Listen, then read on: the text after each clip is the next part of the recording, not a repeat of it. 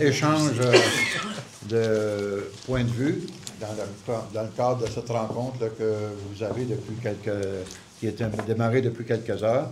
Donc, on m'informe que cette rencontre portera sur l'indépendance malgré les divergences idéologiques.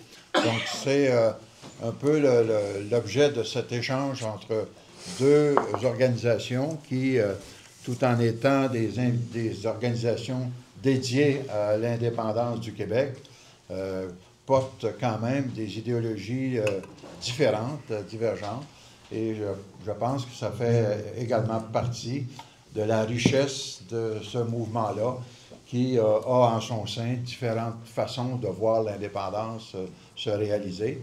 Et on assistera par l'intermédiaire des points de vue qui seront partagés à l'expression de ces différences-là. Donc, comme on m'a demandé un peu à brûle-pourpoint d'être l'animateur de cette soirée, donc vous comprendrez qu'on va y aller avec le plus de rigueur possible. La répartition du temps est déjà convenue entre les parties, dans le sens que chacun aura un temps prévu pour s'exprimer sur chacun des thèmes qui ont été, sur lesquels on va se prononcer. Je rappelle brièvement les thèmes.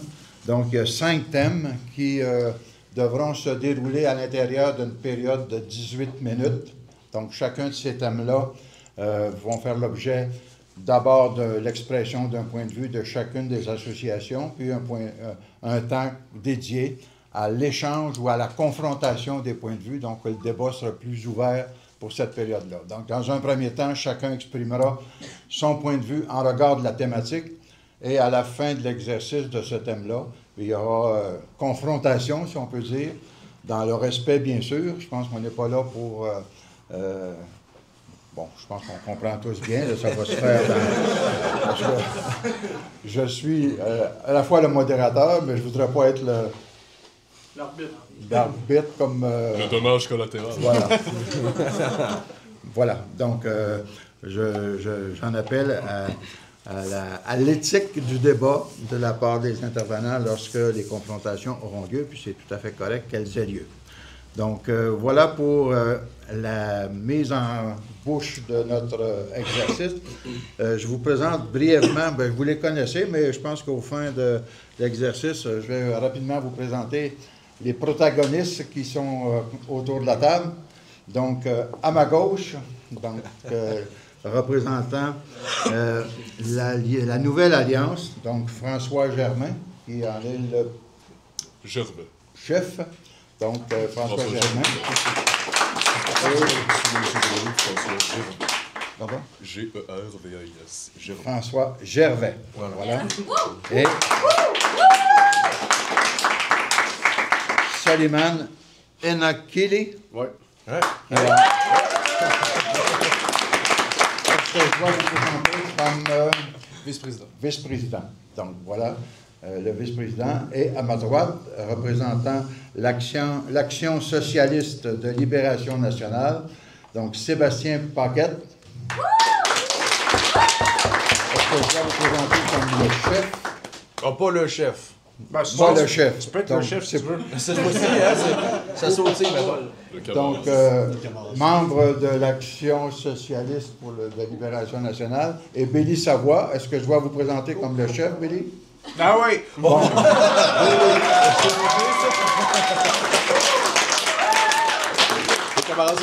Donc, on a 2 chefs, Billy et François, qui représentent bien sûr les points de vue idéologiques de chacune de ces organisations-là. Et si vous permettez, on va immédiatement commencer. Je vais de rechef trouver mon minuteur pour que les débats puissent se faire dans le respect des règles. Où est-ce qu'elle est ma minuterie? Que je trouve l'horloge. Bon, voilà. Donc, premier thème qui serait abordé, que nous allons aborder, c'est l'identité et l'immigration. Donc, on comprend que c'est un thème très d'actualité. ce ne sera pas facile de faire des références à ce qui se trame autour de ces thèmes-là. Donc, on comprend que autour du thème identité, bien, il y a toute la notion de la société québécoise reconnue comme une société française, laïque, portant des valeurs d'égalité, entre autres. Et à travers cette expression de la volonté de ce que cherche à être cette société dans l'univers canadien et américain, bien, il y a aussi tout le phénomène de l'immigration qui prend de plus en plus d'importance au Québec comme ailleurs, avec tous les mouvements de migrants qu'il y a à travers la planète. Bien, comment on doit accueillir ou se préparer à ces mouvements de population qui viennent, à certains égards, bousculer notre confort comme société, mais en même temps, comment on doit pouvoir exprimer notre propre réalité envers ces nouveaux arrivants qui viennent partager l'histoire du Québec. Donc, pour les premiers 3 minutes, donc on y va dans l'ordre. Là, j'ai l'ASLN qui pourrait exprimer son point de vue pour 3 minutes sur cette question-là. Donc, il y a alternance des points de vue. Donc, un premier 3 minutes pour l'association, un deuxième 3 minutes pour l'Alliance, la nouvelle Alliance, un autre 3 minutes pour l'association, l'Action socialiste, et un dernier 3 minutes, puis après ça, on fait la confrontation de un des groupes qui exprimera un dernier point de vue ou une confrontation pour un dernier 5 minutes, si j'en ai vu. Voilà. Donc, premier point de vue sur l'identité et l'immigration par l'Action socialiste. Bon. Donc, être un Québécois, dans le fond, c'est...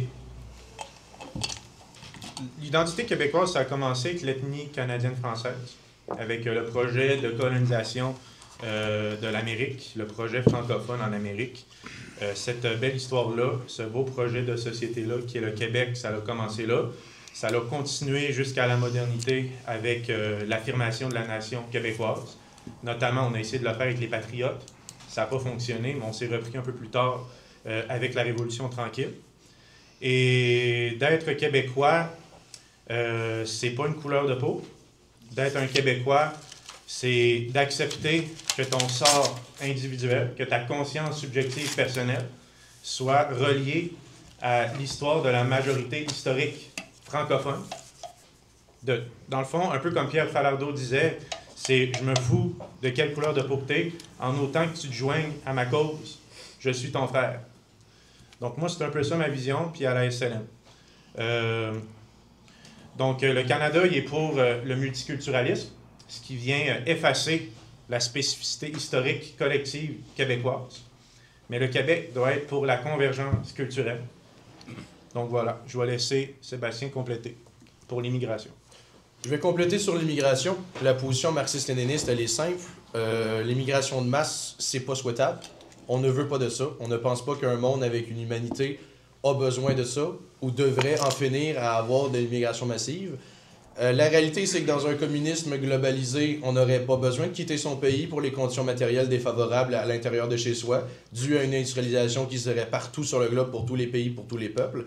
Donc, la nécessité de quitter son chez-soi pour aller tenter de vivre à l'extérieur, ailleurs, et de s'assimiler malheureusement et s'intégrer à une autre culture ne serait pas nécessaire.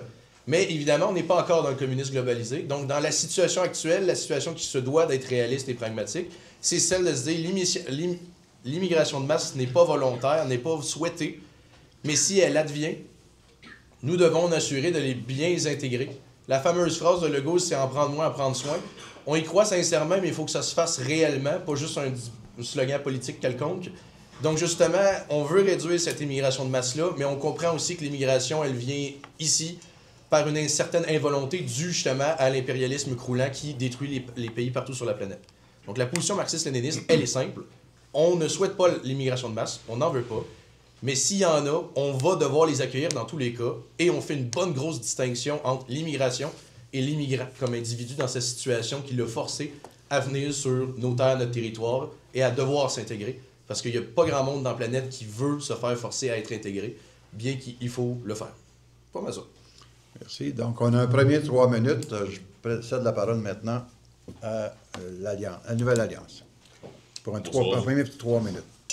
Je veux d'abord remercier l'ASLM. Je tiens à préciser qu'on est des invités ici à la Maison Zacharie. Merci.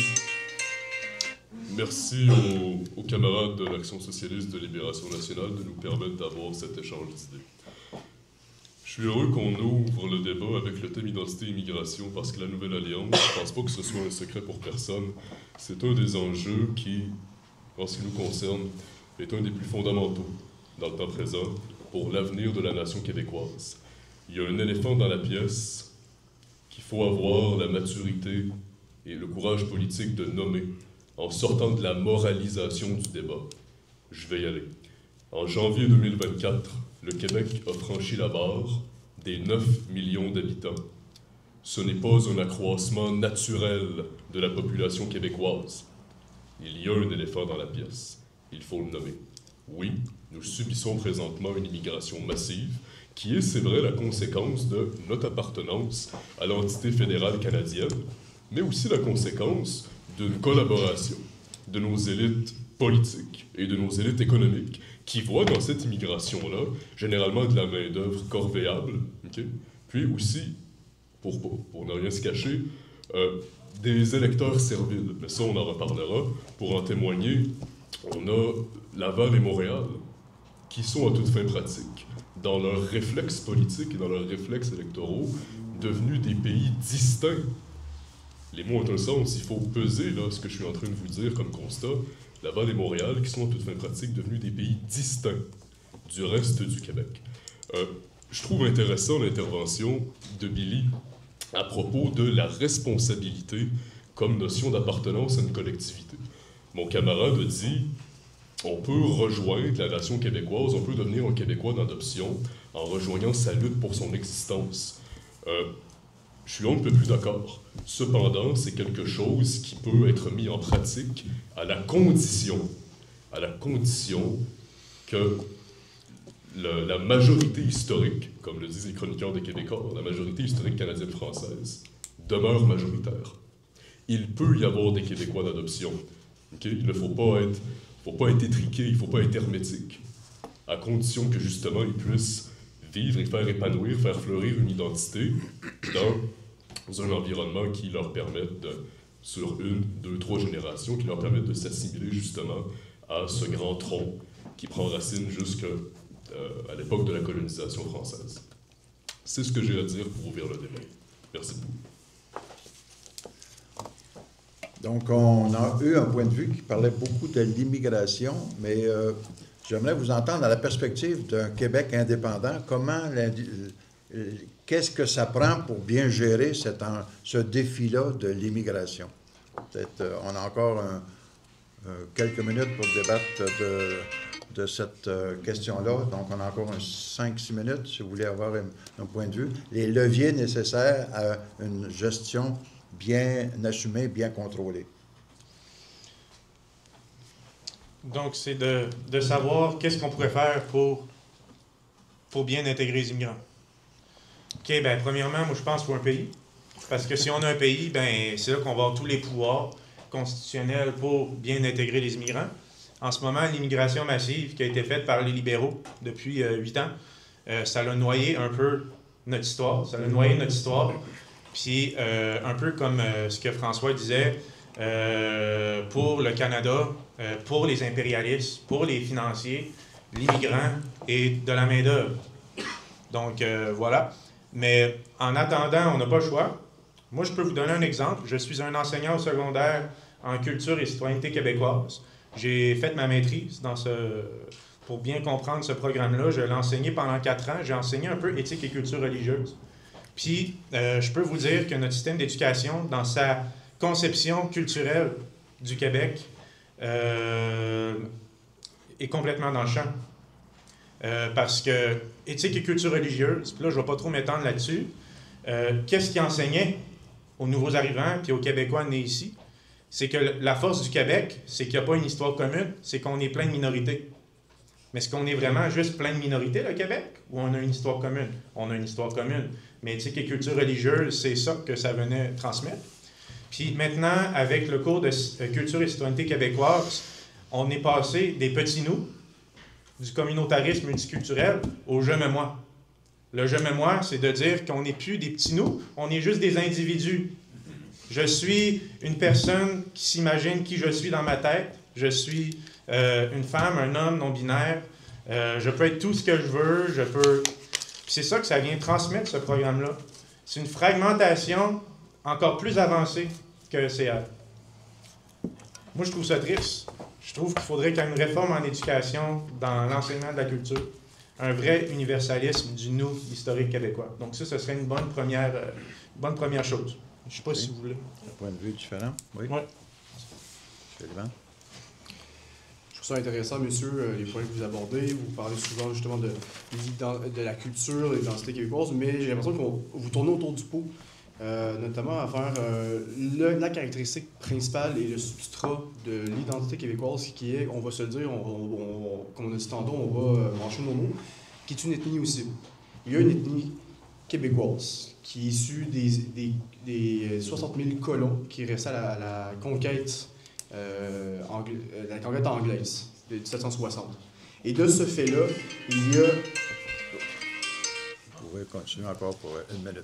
Il ne faut pas qu'on nie aussi cette conception aussi ethnique, mais il faut, sans qu'on me mette des mots dans la bouche, ce n'est pas une conception qui est hermétique. J'en suis un bon exemple. Je suis issu aussi de l'immigration. Mais il faut nommer aussi ce fait qu'il y a un substrat ethnique dans la nation québécoise, et c'est de ce fait-là aussi qu'on est capable d'intégrer aussi, d'être capable de parler de l'identité québécoise. Beaucoup encore aujourd'hui de Québécois ont de la misère à parler de leur propre identité parce qu'on leur enlève ce fait-là. On dit oui, mais je parle français, oui, mais je suis pour la laïcité, mais il y a aussi ce fait-là. Il y a aussi le fait ethnique qu'on est quand même capable de nommer, et je crois que ça va être une des pierres angulaires pour être capable de se réaffirmer d'un point de vue identitaire, c'est d'être capable de réaffirmer notre ethnie, et sans être dans une espèce de reclusion sur soi-même. Il faut qu'on soit capable de dire que c'est pas quelque chose qui est enclavé, qui est exclusif. On peut l'ouvrir, et il y a des gens qui peuvent s'y intégrer comme dans un tronc. Voilà. Donc, le débat peut s'ouvrir peut-être le plus directement entre chacun de chacun des groupes. Donc, allez-y pour peut-être une petite confrontation à partir des points de vue que vous avez exprimés. Oui, bien sûr. Puis la confrontation ne me ferait pas, je pense que vous le savez, messieurs, juste rebondir sur ce que mon camarade a dit. J'ai trouvé ça très intéressant, Suleiman, quand tu as dit « Je parle français, j'adhère au projet laïque, je suis québécois ». C'est parce que c'est vraiment un symptôme de la modernité dans laquelle on se trouve en ce moment. La société de contrat, il faut bien comprendre qu'elle ne fait pas tout. La société de contrat ne peut pas elle-même, à elle seule, engendrer une société organique. Il faut reconnecter avec une part, c'est peut-être avec une certaine organicité, je ne sais pas si le mot est correct, à partir du postulat suivant. Le Québec est d'abord et avant toute chose la continuation d'un projet colonial français. Déjà, qu'on soit de gauche, qu'on soit de droite, peu importe notre position sur l'échiquier, c'est un état de fait sur lequel on peut s'entendre. Des suites de ce projet colonial est née une société avec une particularité nord-américaine, une société de souche et de racines françaises. Et cette société-là, elle a donné une majorité, la majorité historique canadienne-française. Cette majorité historique canadienne-française, elle a donné, justement, le visage du Québec d'aujourd'hui. Si nous voulons que ce visage se poursuive, si nous voulons que ce visage se maintienne, si nous voulons qu'il continue dans le temps et l'espace, la majorité historique, justement, je ne le répéterai pas assez, c'est très important à comprendre comme notion. La majorité historique doit demeurer majoritaire. Elle a vocation à demeurer majoritaire. Donc, effectivement, toute la nuance est là. Est-ce que l'ethnie fait tout? La réponse est non. Le cerveau humain est plastique. On peut apprendre une langue, on peut faire sienne une culture, on peut vouloir baptiser ses enfants dans les traditions et dans l'héritage d'un autre peuple par adoption. C'est possible. Et c'est quelque chose, généralement, qui est relativement noble. Mais ce n'est pas possible lorsqu'il s'agit de communautés, lorsqu'il s'agit de masse d'individus. C'est quelque chose, c'est une possibilité qui est offerte à l'échelle des individus. En conclusion, s'il vous plaît. En conclusion, c'est une question d'échelle. C'est une question d'échelle. C'est ce que j'ai à dire. Est-ce qu'il y a un point de vue différent là-dessus? Bon.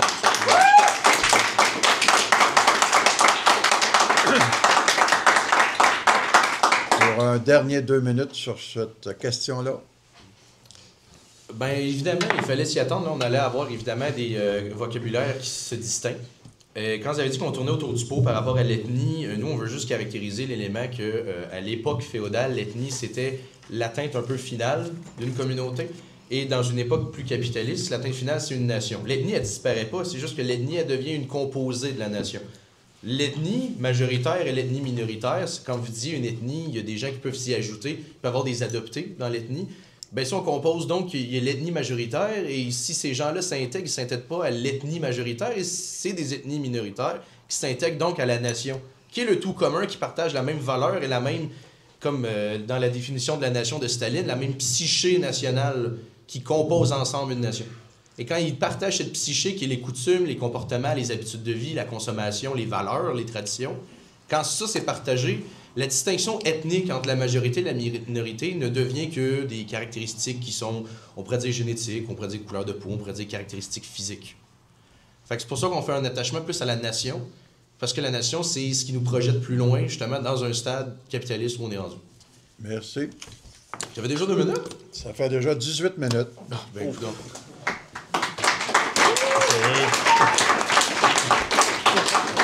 30 secondes, Le temps passe vite quand on s'amuse. parce que je suis généreux. Ben, je comprends donc.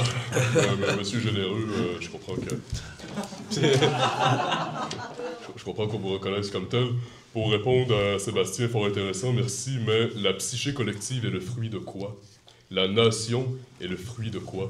Donc, oui, l'aboutissement de la nation dans la modernité, ça peut faire en sorte qu'on soit capable, tous, malgré nos différences, de nous retrouver dans un tronc commun. Mais est-ce que ça fait tout? Il faut comprendre que la nation, c'est une variable dépendante. C'est une variable dépendante du peuple qui l'habite et du peuple qui l'a constitué. Merci. Donc, voilà.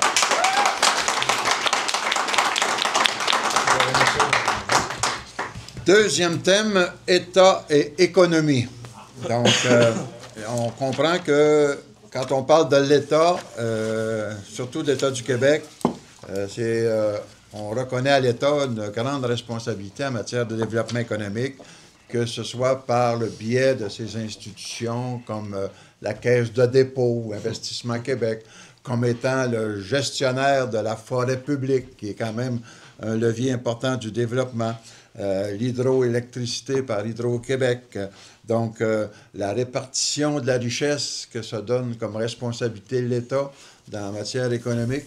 Donc, à ce point de vue-là, comment chacun des groupes ici présents entrevoit cette responsabilité de l'État en matière de l'économie dans un contexte où on sait que nos créneaux d'excellence sont beaucoup autour de l'aéronautique, l'aluminium, un réseau de PME étendu partout sur le territoire québécois, l'agriculture, bien sûr, qui est un levier important d'occupation du territoire. Donc, quel est le point de vue des groupes sur cette question-là de l'État ou la responsabilité de l'État en matière d'économie? Débat pour encore 18 minutes. Et je commence cette fois-ci par... C'est vous qui avez commencé. Excusez. Allez-y. François. Oui, donc, c'est une bonne chose que je puisse ouvrir le point État-économie parce que ça va me permettre de vous partager un peu la généalogie de la pensée économique à la Nouvelle Alliance. Premièrement, ce qu'il faut comprendre. Je sais que ça va de soi, mais ce qu'il faut comprendre, nous sommes une organisation indépendantiste. En cette qualité-là, ça ne nous dérange pas d'être œcuménique. Ça ne nous dérange pas d'être unitaire. Sur les questions économiques, c'est même un peu notre raison d'être. On a au sein de la Nouvelle Alliance des camarades, des militants qui sont attachés à l'état social que le Québec s'est donné pendant la Révolution tranquille. On a aussi, à la Nouvelle Alliance, des camarades qui sont en faveur d'une réduction du fardeau fiscal, qui sont en faveur de davantage de libre marché, qui sont en faveur d'une réduction de l'interventionnisme de l'État. Puis là, vous me direz, est-ce que ces deux courants-là parviennent à cohabiter au sein de l'organisation? La réponse est oui. Nous sommes, d'abord et avant toute chose, une organisation indépendantiste. C'est notre première priorité, hein, le mot le dit. Donc, les autres considérations sont subalternes à l'indépendance. Ça ne veut pas dire pour autant qu'on est naïf ou qu'on est peu rigoureux sur la question. Un nationaliste véritable va répondre à toute question en ayant en tête l'intérêt premier de la nation. Lorsque l'indépendance politique du Québec est accomplie, il n'est pas question de devenir les valets des banquiers new-yorkais ou torontois. Il faut, dès maintenant... J'ai particulièrement aimé, petite parenthèse, quand mon camarade Sébastien Paquet a dit que la souveraineté, c'est quelque chose qui pouvait s'exercer au temps présent, dès le jour 1, dès maintenant. Il faut maintenant constituer une banque nationale du Québec dont l'État va être emprunteur. Il faut être capable de garder nos sièges sociaux au Québec avec une majorité d'actionnaires québécois, avec 60% de la production qui reste au Québec et qui n'est pas délocalisée dans des pays émergents.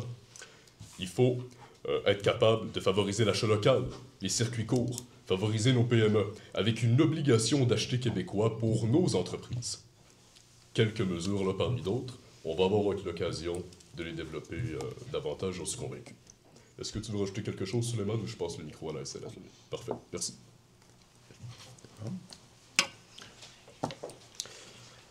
Ben écoutez, encore une fois, on va juste clarifier. Nous, on est marxiste-léniniste, fait que par fondement, vous allez commencer à vous rendre compte qu'on l'est. Par fondement, notre thèse économique par rapport à l'État, c'est d'avoir un État qui centralise justement cette planification économique. C'est d'avoir une économie planifiée. C'est de nationaliser les grands moyens de production, sans d'autres mots. C'est de nationaliser les grandes entreprises. C'est évidemment d'encourager l'entrepreneuriat national. C'est d'encourager l'entreprise, finalement. C'est d'encourager l'initiative pour développer nos forces productives et d'avoir un État qui a un rôle actif dans ce développement-là. Quand vous avez parlé d'un État unitaire, j'imagine qu'on se rejoint un peu là-dessus. Sur un État social qui se rappelle à la Révolution tranquille, je dirais que la problématique de la Révolution tranquille, c'est que ça a été fait avec la volonté d'avoir les intérêts autant populaires que les intérêts du libre marché en même temps. Ce que certains pourraient appeler un peu la part des choses magnifiques. Moi, je considère qu'aujourd'hui, en ce moment, on est en train de perdre toutes les avancées qu'on a faites dans les années de 40 à 70, on va dire même jusqu'à 90. Chacun de nos services sociaux sont en érosion totale en ce moment, tout tombe en ruine. Donc, est-ce que c'est vraiment les libres marchés qu'on va encourager ou ce serait un État qui a une meilleure gestion, qui a une meilleure responsabilité, qui a une meilleure planification? Puis là, en même temps, c'est sûr, c'est dur de s'imaginer avoir Legault en train de planifier ça en ce moment. Je l'assume, je l'avoue. D'où justement qu'il faudrait avoir à sa tête ce qu'on appelle, nous, couramment, la dictature du prolétariat, et qui a l'intérêt de mettre la classe ouvrière au règne du pouvoir pour que justement cette gestion-là soit pas faite par les intérêts de lobby et de grands représentants du pouvoir aux cravates, et encore une fois du libre marché, ou des banques, peu importe, eux, là, les grands moyens de production, et de rattraper ça justement pour avoir une gestion efficace qui va chercher le peuple directement. Dernier élément, vous aviez parlé de créer une banque québécoise. Nous, on est très d'accord avec ça, mais on veut la nationaliser. Nous, on veut que cette banque-là ne soit pas... Ça va de soi? Parfait. Bon, ben, ce soit une banque nationale. Non, pas la Banque nationale, excusez-moi. je vous vois, vous me filmez. Là. Mais c'est ça. Est-ce que tu voulais un élément? Ben oui. Bonsoir. Tu sais, la première chose que les communistes feront quand ils vont être au pouvoir, parce que moi, je pense que c'est une nécessité historique que la classe ouvrière va accéder au pouvoir un jour. Puis moi, mon inspiration la plus grande en ce moment, le leader que j'aime le plus dans le monde, c'est Ibrahim Traoré, en Afrique, un pays colonisé, un pays dont les ressources naturelles se font accaparer. Et qu'est-ce qu'il a dit, Ibrahim Traoré? Il a dit on n'est pas dans une démocratie, on est dans une révolution progressiste populaire. Donc, il se pourrait très bien que dans les premières années que le Québec va être indépendant, qu'on ne soit pas dans une démocratie avec des petits oiseaux pit-pit, mais qu'on soit dans une révolution progressiste populaire. Puis la première chose que la classe ouvrière va faire, puis que la République socialiste du Québec va faire, ça va être d'annuler notre dette vis-à-vis des grandes banques étrangères, des grandes banques canadiennes, des grandes banques américaines. Première chose. Je ne sais pas si vous voulez compléter. Non, ça, j'ai plus. Le chrono nous a dit que non. Écoutez, on est actuellement dans un contexte où le Québec a choisi beaucoup la social-démocratie, je pense, depuis la Révolution tranquille. Comment estimez-vous qu'une fois le Québec devenu indépendant, quelle sera la suite de cette histoire du Québec social-démocrate? C'est une bonne question qu'on pose.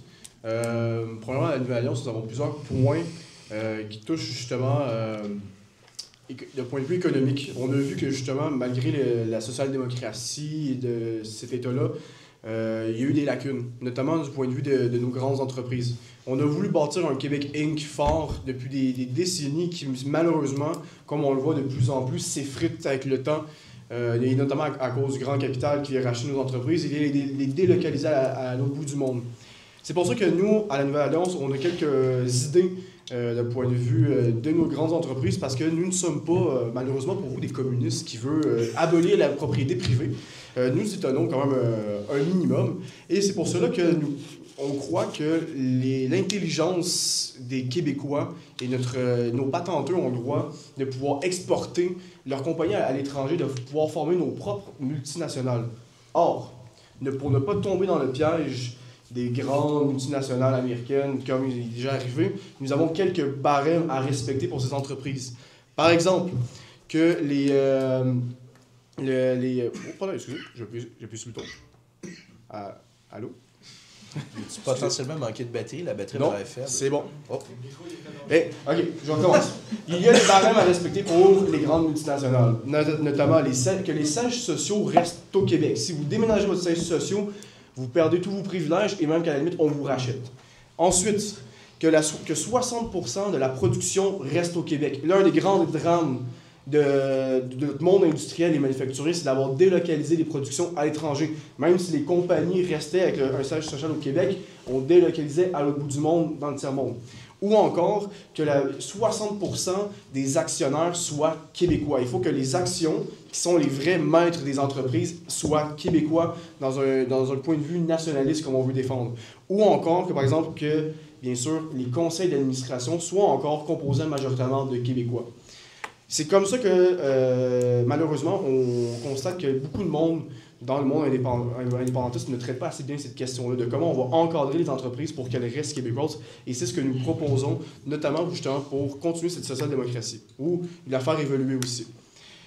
Puis, j'aimerais ça pouvoir poser une question à nos chers camarades. Un dernier 30 secondes. Un dernier 30 secondes. Bon, j'aimerais poser une petite question. Je n'aurai pas avec le temps, malheureusement. Ben oui, t'as le temps. Ouais. Ben oui, Rapidement, allez, rapidement. On la veut. Voilà, vous la voulez. Non, mais je trouve ça drôle parce que vous êtes arrivé avec la fameuse planification économique, l'économie planifiée. J'aimerais vraiment savoir vos méthodes d'application parce que, ou au moins un exemple de comment ça a bien fonctionné parce que à chaque fois qu'on l'a appliqué, l'économie planifiée, à chaque fois, malheureusement, à moins que vous donniez des bons exemples, mais j'ai l'impression que ça n'allait jamais vraiment fonctionner, que ce soit la redistribution des terres agricoles qui ont été malheureusement pillées et redistribuées. J'aimerais ça avoir un exemple, messieurs. Donc on entre dans la confrontation un petit peu sur la question. Ouais. Allez-y. OK, je vais répondre à Suleiman. Premièrement, je veux juste dire que nationaliser les grandes compagnies, ce n'est pas de nationaliser les PME. L'État socialiste québécois, c'est juste les compagnies comme Rio Tinto Alcan ou Domtar Group Paper Excellence, des grosses multinationales apatrides qui vont être suspendues, qui vont appartenir à l'État. Puis les PME, en fait, il va y avoir des prêts avec des très bons taux d'intérêt qui vont être faits aux PME. Il y a beaucoup de confiance qui va être accordée aux PME pour nos bisouneux, comme tu as dit, qui sont ici. Puis au Québec, c'est ça qui nous distingue du reste de l'Amérique du Nord, c'est qu'on est un peuple de bisouneux, on est un peuple de petites et moyennes entreprises. Donc l'État socialiste va pouvoir supporter le secteur privé des PME, tout en ayant un secteur public des grandes compagnies. En termes de qu'est-ce qui a fonctionné dans le socialisme avec la planification économique, ben, je te dirais l'Union soviétique, avec Staline, avec Lénine. L'Union soviétique a eu une des croissances économiques la plus rapide, là je vous vois rire, là, mais une des croissances économiques les plus rapides. Un pays de paysans illettrés, asservis, qui meurent à 30-40 ans À chaque fois qu'ils sont sur le bord de crever de faim, à chaque fois qu'il y a des mauvaises récoltes, il y a des famines. On est passé d'un peuple asservi, sous-industrialisé, à la deuxième plus grande puissance mondiale sur l'échiquier planétaire. On a aussi la Chine. La Chine avec la planification économique, puis je vous dirais aussi en Union soviétique, Staline a nationalisé les grandes compagnies, mais le secteur coopératif privé existait toujours, là. Donc, c'est la même chose que nous. Puis en Chine, il y a... Là, je ne sais pas combien de temps que j'ai, là, mais depuis que le Parti communiste a pris le pouvoir, depuis 1949, la Chine a sorti 700 millions de personnes de la pauvreté en 70 ans. Sous Mao, à chaque année, l'espérance de vie augmentait d'1 an. Puis ça, c'est grâce à l'économie planifiée. Puis on peut le voir encore aujourd'hui, la Chine est numéro 1 en intelligence artificielle. On l'a vu avec DeepSeek, puis en char électrique. Donc, voilà. Il nous resterait 5 minutes pour débattre la question. Je vois que les points de vue sur cette question-là sont quand même très divergents. Donc, on peut peut-être y aller dans un élément ou pas encore? Pardon? Mettons un 15 secondes. 15 secondes. 15 éléments? 15 secondes? 15 secondes. Une minute. Je te donne une minute pour Une minute. Ah, conclure. ça, c'est généreux, monsieur. Une minute d'abord, mais nous autres, on ne pourra plus parler, là. Ah, dans une nouvelle réplique. Sur 15 secondes. Il me reste 5 minutes au thème. Mais sur ce point-là, on ne peut plus parler. Je l'ai fait courte. Oui, oui, on peut faire un aller-retour, là. Je l'ai fait courte. Là. Moi, je suis un homme de slogan. Il y a 25 ans, la Chine, elle faisait nos Adidas. Aujourd'hui, elle a fait un soleil artificiel qui dure 10 minutes. Ça, c'est l'économie planifiée. OK? Ça, est-ce que le Québec a réussi à faire un soleil artificiel en ce moment? Non. Sont où nos industries en ce moment? Sont partout ailleurs, dont en Chine. Qu'est-ce qu'ils font avec les industries là-bas? Ils collectivisent les droits intellectuels, puis ils reproduisent le matériel chez eux, puis ils les améliorent, puis font de l'innovation technologique. Ça serait pas possible si on était dans un simple libre marché de compétition. Ça, c'est juste possible parce qu'il y a une planification économique. 2 petits derniers éléments. Vous avez parlé de sociodémocratie. Nous, notre position sur la social-démocratie est super simple. La social-démocratie, c'est le milieu entre essayer de faire respecter les capitalistes et la population. Puis c'est le P des deux bords mélangé à un système qui est dysfonctionnel et contradictoire et qui tend à s'autodétruire tranquillement pas vite. Et qui va se résoudre à force de donner raison à soit la population ou les capitalistes, puis à sauter d'un plan à l'autre. Dernier élément, vous avez parlé des actionnaires. D'avoir des actionnaires 60% québécois. Nous, on veut des actionnaires, c'est le peuple. On a la caisse de dépôt, c'est notre argent des pensions, de nos retraites, qui est investi puis qui est ramené.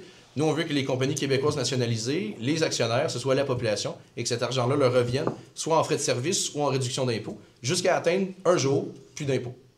Parce que l'État serait autosuffisant économiquement. Je l'ai fait court, je l'ai fait court. Et ambitieux. Il nous reste 3 minutes sur le thème. Donc, Bon, le soleil artificiel chinois. Comme dirait M. Chirac, ça m'en touche une sans faire bouger l'autre. J'ai une chose à dire, messieurs. Le bilan social et économique du communisme est désastreux. L'atteindre, ça prend un niveau incommensurable de souffrance humaine. La société sans classe n'a jamais permis la pleine émancipation des individus. Ça permet justement leur oppression par un appareil d'État, toujours de plus en plus répressif et totalitaire. Puis, je vais pouvoir en faire reprendre la question de mon camarade.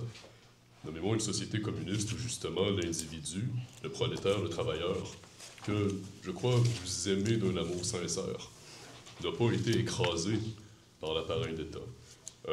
Je rebondis également sur ce que dit le camarade Sébastien sur ce que dit le camarade Sébastien sur le point de l'immigration. Dans une internationale communiste, il n'y a pas besoin d'immigration puisque tout le monde peut rester chez soi, à sa place. En fait, t'as pas tout à fait tort. Parce que généralement, dans les pays communistes, ceux qui veulent s'enfuir du pays, on tire à vue. Parlez-en à ceux qui ont voulu transiger vers l'Allemagne de l'Ouest. Parlez-en aux Nord-Coréens qui ont devant eux la frontière la plus militarisée du globe.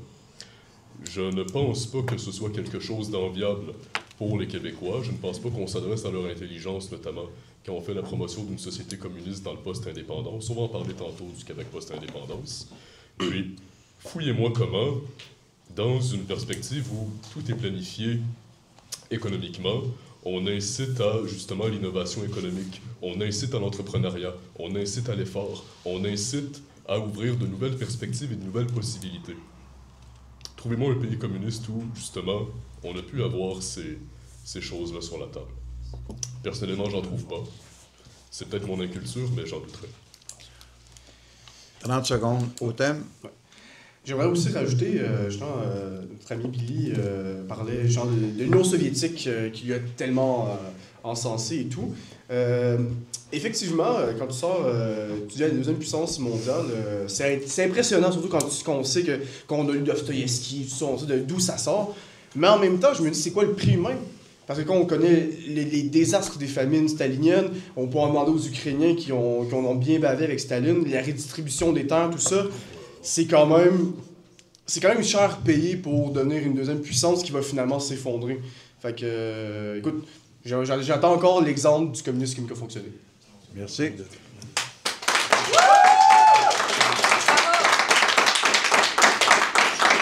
Je pense qu'on pourrait accorder un droit de réponse Écoutez, à nos camarades quand même. Je pense qu'on met la table pour le thème 4, si je ne m'abuse, où on va parler de matérialisme dialectique et de transcendance. Donc, je pense que... On peut pas avoir un droit de réplique pour ça? Un dernier droit de réplique. Bref, Ça serait juste. Les masses ont parlé. Écoutez, je trouve qu'il y a beaucoup de jacassage, de propagande, puis de gros plaisir avec les 100 gazillions de morts. Là. Fait que la prochaine fois que vous irez lire le livre noir du communisme, là, vous irez lire la bibliographie, histoire s'il reste encore des auteurs encore à ce jour. Parce qu'ils s'en vont un peu après tout. Toutes leurs stats s'en vont. Mais savez quoi, on va arrêter de parler des gros États, parce qu'à chaque fois qu'il y a un gros État, puis ça fonctionne sensiblement, on commence à chienner dessus un peu. On va aller parler d'un plus petit État qui a duré 3-4 ans, Burkina Faso, pendant Thomas Sankara, dans les années 80. 10,5 millions d'arbres plantés, fin de la sécheresse. Inventaire de matériel, j'allais dire militaire, oui, évidemment, pour se réarmer, mais surtout agricole, pour rehausser, justement, lui, il refusait d'avoir de l'aide humanitaire parce qu'il voulait avoir une force agricole chez soi. Il a interdit l'excision des femmes, il a vendu les chars de fonction, il a réduit le salaire des ministres, il a réduit toutes les habitations ministérielles et de la classe dirigeante, il a sorti les Français dehors, il a appelé au panafricanisme, 3 ans plus tard, il s'est fait gonner. Paix à son âme. Paix à son âme, évidemment. Mais les meilleurs exemples de communisme, ils se font pas par des gens qui se proclament communistes, mais ils se font par des gens qui sachent comment ça fonctionne et qui l'appliquent. Ibrahim Traoré a promis 5000 km de route chaque année. A nationalisé 2 industries minières d'or en ce moment au Burkina Faso. On est encore au Burkina Faso, je précise. Puis ces 2 minières d'or-là, ils étaient canadiennes, puis il les a volées. Ce qui est très bien, c'est ça la nationalisation. On a fait la même chose avec notre électricité, qu'on s'y trompe pas. Même affaire pour, encore une fois, l'environnement, pour la replante d'arbres. Je veux dire, ces éléments-là, qui vous plaisent ou pas dans un cadre communiste, si on appelait ça juste de la social-démocratie bien radicale, peut-être que ça passerait mieux auprès de la population. Mais généralement, ce qu'on demande d'un État, si on omet toute la jacasserie des 100 millions de morts, c'est d'avoir un État qui participe activement à changer le rôle de sa population. Puis quand on parle d'initiative, il n'y aurait pas pu avoir d'entreprises chinoises en ce moment partout sur le globe si l'État n'avait pas été à fond dans le financement et dans la subvention de ces États-là. Et c'est pour ça qu'ils dominent le marché en ce moment et qui ont la plupart des partenaires économiques sur l'entièreté du globe. Tu sais, on n'est pas là pour vous prouver que le communisme marche, mais faites pas semblant que ça marche pas non plus. T'sais. Je fais pas semblant. Pas semblant. C'est bon. Donc, je vous rappelle qu'on a dépassé de 3 minutes notre temps, donc c'est gérable pour la suite. On aborde maintenant le thème, le 3e thème de notre rencontre, c'est-à-dire le Québec post-indépendant. Donc, comment voyez-vous le Québec une fois son indépendance acquise, étant entendu qu'on reconnaît normalement qu'un pays souverain se caractérise par la capacité de lever ses impôts, la capacité de faire des traités internationaux, la capacité d'adopter ses propres lois sans référer au tiers pays. Donc, c'est les caractéristiques d'un pays indépendant. Le Québec devenu indépendant dans le contexte du 21e siècle 2025, comment voyez-vous la suite des choses compte tenu de l'historique qui est le nôtre et des choix qui ont déjà été faits par la société, comment ça se poursuit, ça se prolonge au-delà de l'indépendance et comment voyez-vous à partir de vos organisations, de vos réflexions, la suite du monde pour le Québec. Donc, autour de... C'est à vous. Action nationale, Non, c'est à nous. Allez, c'est là. Ah oui, c'est oui. Pardon. Oui, allez. Donc, allez-y pour imaginer le Québec post-indépendant. Billy. Bon, hey, j'aurais aimé ça répondre à Suleiman tantôt. Après, autour du feu. Là. On se fait un petit épisode de podcast. C'est bon. OK, fait que c'est difficile à dire ça va ressembler à quoi le Québec post-indépendance. Fait que je veux pas faire du ski. C'est dans 2 ans, là. C'est dans 2 ans. Mais on ne sait pas à quoi ça va ressembler. C'est bien des affaires qui peuvent bouger en 2 ans. Est-ce que ça va être une social-démocratie? Est-ce que ça va être une dictature? Est-ce qu'on va être un 51e État dans 2 ans? Je ne sais pas. On ne sait pas. Mais pour qu'il y ait une République du Québec, il faut éradiquer la Confédération canadienne. La Confédération canadienne, les Canadiens anglais ne sont pas une nation. Les Canadiens anglais, ce sont des Américains dans un projet artificiel supporté par l'Empire britannique. Mais nous, les Québécois, on est une nation. Les Autochtones, on est des nations. Puis nous autres, on va exister. On va traverser le chaos qui s'en vient devant nous. On va avoir les reins solides. On a une histoire qui est à nous. Donc, éradication de la Confédération canadienne. Puis édification d'une République du Québec. Aussi, ça va être de rétablir les ponts avec nos frères et sœurs, nos cousins francophones, franco-ontariens, acadiens, même de rapatrier le Labrador. Donc tout ça, tous les territoires, faut pas... C'est la même chose qu'en Afrique, où partout où est-ce qu'il y a eu de la colonisation, il ne faut pas s'appuyer sur les délimitations, les frontières coloniales imposées par notre maître. Il faut dépasser ça. Puis c'est ça qu'il faut faire ici. Ultimement aussi, dans un Québec indépendant, si un Québec est indépendant, je pense que ça va se produire pas mal en même temps ou dans une espèce de tempête nord-américaine où est-ce que l'empire financier américain va s'écrouler. Parce qu'eux autres aussi sont divisés là-bas. Entre woke, puis MAGA, puis en progressistes, puis républicains, puis démocrates. Il y a quelque chose qui va se passer là-bas. Puis le système impérialiste, le système financier va s'effondrer. Puis le Québec, nous autres, va falloir qu'on tire notre épingle du jeu. Puis qu'on s'affirme dans ce chaos-là. Mais ultimement, ce qu'on va voir en Amérique du Nord, ça va être une espèce de réunification nord-américaine de toute l'Amérique du Nord, dans une espèce de confédération des républiques socialistes nord-américaines. Ultimement, c'est ça, mais la seule classe qui est capable de faire ça, c'est la classe ouvrière. Oh là là. Bien vu. Contrepartie?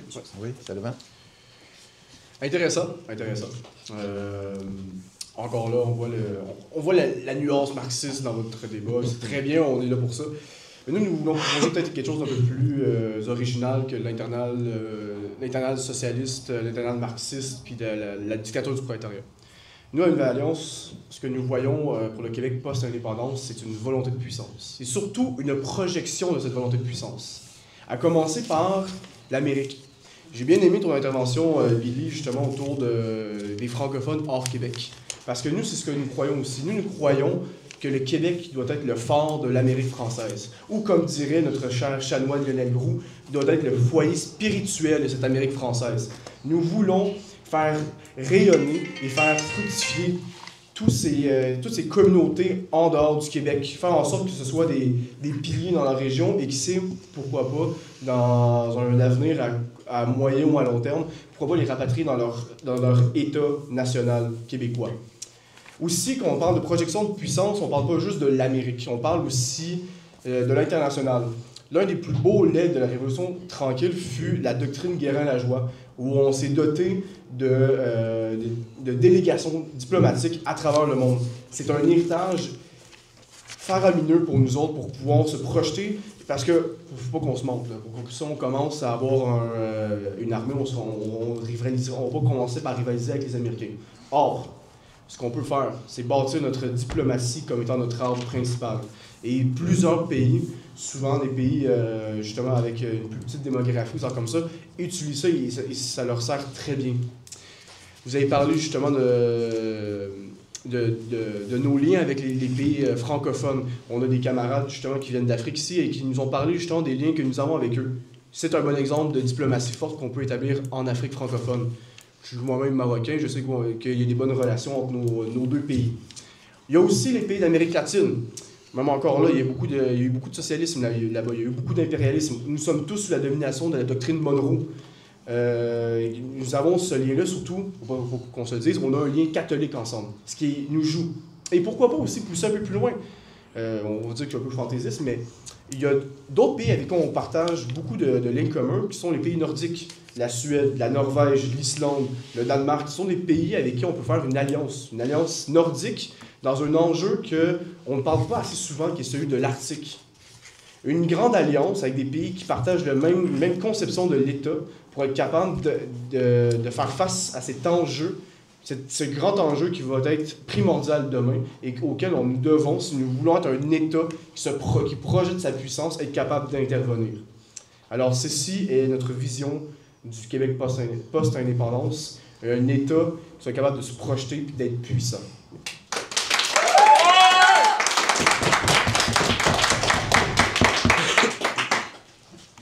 Vous parlez de l'État post-indépendance. Je m'étonne que vous n'ayez pas abordé la question autochtone. Comment voyez-vous la présence ou notre relation avec les nations autochtones dans un Québec post-indépendant? Il y a un drapeau derrière moi qui doit vouloir dire quelque chose. Je vais répondre à votre question, modérateur, puis j'ai une petite question à poser après de l'autre côté directement. Pour ce qui est des peuples autochtones, si on ne veut pas répéter les erreurs du passé, c'est qu'on n'a pas un rôle de paternaliste ou de bon papa à leur dicter c'est comment est-ce qu'ils devraient s'intégrer à ce Québec-là. Si on parle d'autodétermination pour la nation québécoise, ça s'étale aussi et ça s'adapte aussi pour chacune des nations autochtones et les Inuits du Québec. Évidemment, leur réalité elle est complètement différente de la nôtre parce que leur territoire, concrètement, c'est complètement plus le même. Il est en conflit avec celle des autres nations, mais en plus, ça transcende nos propres barrières à nous. Je dirais, ça reste un peu malheureux comme réponse, je sais, ça va avoir l'air incomplet, mais notre rôle là-dedans, c'est d'offrir une opportunité, mais on n'a pas de règne, de direction à mener dans leur autodétermination, parce que c'est à eux de se munir de celle-ci. On peut leur offrir les conditions matérielles pour avoir leur place dans le Québec. Évidemment, la loi des Indiens est une vulgaire chose qu'il faut absolument démolir à coups de batte de baseball. Mais pour pousser ça plus loin, il faut détruire ça et s'assurer qu'on ne réengendre pas des traditions qui ont gardé ces communautés autochtones-là sous le mépris de la loi des Indiens et du fédéralisme canadien. Parce que la plupart de ces traditions-là, qui frôlent parfois même le féodalisme du rôle sanguin ou du pouvoir sanguin, a été exploité par le Canada pour les garder dans un rôle de soumission, les garder justement dans des micro-seigneuries. C'en est lamentable. Notre rôle là-dedans, offrir une opportunité, offrir une place dans le Québec, et s'ils veulent avoir cette place-là dans le Québec, bien qu'ils s'y incluent, et s'ils ne veulent pas cette place-là dans le Québec, bien qu'on règle ça et qu'on négocie ça d'égal à égal entre deux nations. La position est claire. Pour vous, vous parlez beaucoup de projecteurs, tout ça, là, les écrans. Ouais. Projection de puissance. On trouve ça flou as fuck, comme on l'a écrit ici, hein, si vous m'excusez l'anglicisme. Projeter la puissance, là, on comprend que c'est sûrement pas une volonté impérialiste, là, sûrement pas, mais cette puissance-là, vous allez la mettre en application de quelle manière? C'est cette puissance. Vous voulez une puissance qui s'impose sur les autres? Vous voulez une puissance qui revendique notre existence? La puissance, elle sert à quoi? À part à l'intérieur de nos frontières, de nos limites territoriales, à quoi elle sert, cette puissance? En réponse? Je ne pardonne pas l'anglicisme. Ça va. C'est pas vrai. Projection de puissance, je veux pas non plus faire une redite du beau discours que Soleiman a mené, mais quand même, il y a un élément là qu'il faut marteler. Nous n'avons pas encore la puissance militaire de notre voisin du Sud. Donc, c'est une puissance diplomatique. C'est une puissance diplomatique que nous sommes capables de déployer, que nous avons le potentiel de déployer. Envers qui, d'abord? Envers, ce ne sont pas nos frères, ce ne sont pas nos cousins. Envers ces gens d'un même peuple, ces camarades d'un même peuple, ces camarades qui devraient appartenir à notre espace national. Je parle des Fransaskois, je parle des Franco-Ontariens, je parle des Acadiens, dans une certaine mesure, bon, même si l'éloignement a fait en sorte qu'on vive dans des réalités un peu différentes maintenant, les Louisianais, on est capable de déterminer à court terme un maintien culturel chez eux, à moyen et à long terme, un rapatriement dans l'espace national. Oui, il faut qu'un Québec indépendant ne peut pas être reclus sur lui-même à l'intérieur de ses propres frontières. Il faut être capable de participer au concert des nations et de penser le multilatéralisme. C'est là qu'on s'en va. C'est là-dedans qu'on se dirige. À l'heure où, justement, il y a une implosion de l'Empire américain, où il perd son monopole, où les BRICS sont en montée. D'ailleurs, j'espère qu'on va pouvoir en parler, messieurs, de ces fameux BRICS qui sont peut-être une alternative un peu plus chambranlante que ce qu'on pourrait penser. À l'heure où la Russie est en train de s'affirmer militairement, il faut penser la multilatéralité. Est-ce que le Québec va être une espèce de maillon insignifiant quand je dis repenser la multilatéralité, c'est aussi repenser le modèle occidental néolibéral. Est-ce que le Québec va être un maillon insignifiant au sein de l'OTAN, au sein de l'Empire américain, un maillon insignifiant au sein des BRICS, où justement il est capable de créer sa propre alliance? La francophonie est en émergence. Les pays nordiques, il y a un élément qui aurait dû être évoqué. Généralement, ces gens-là ont la même conception de l'État que nous, ou du moins une conception qui se rapproche de la nôtre. L'Amérique latine, également. Donc, je pense qu'on est capable de penser de nouvelles perspectives. C'est ça la puissance. C'est ouvrir de nouvelles avenues. C'est ne pas se penser le morceau d'un puzzle de 1000 pièces. Okay? C'est être capable d'être des leaders en relations internationales, puis arrêter de penser en provincialiste. Ça, c'est déployer sa puissance. Et maintenant, je veux pas je veux pas faire de déclarations imprudentes ni être belliqueux, mais messieurs, vous avez dit qu'il fallait ramener le Labrador dans l'espace national, ça se fait pas non plus avec des colombes. Okay? Puis, si demain matin on décide de déclarer unilatéralement l'indépendance, et je suis sérieux quand je vous parle, ça nous prend une force dissuasive. Il faut penser l'armée. Okay?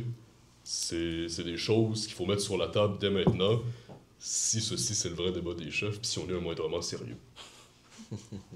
C'est ça, déployer sa puissance. Voilà. Merci. Donc, il nous reste 6 minutes à ce thème.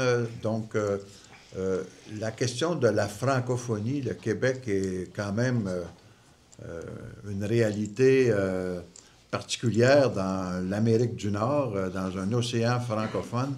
Comment voyez-vous le Québec en termes de responsabilité, ou sa place dans la francophonie, ou son rôle dans la francophonie, dans un Québec post-indépendant?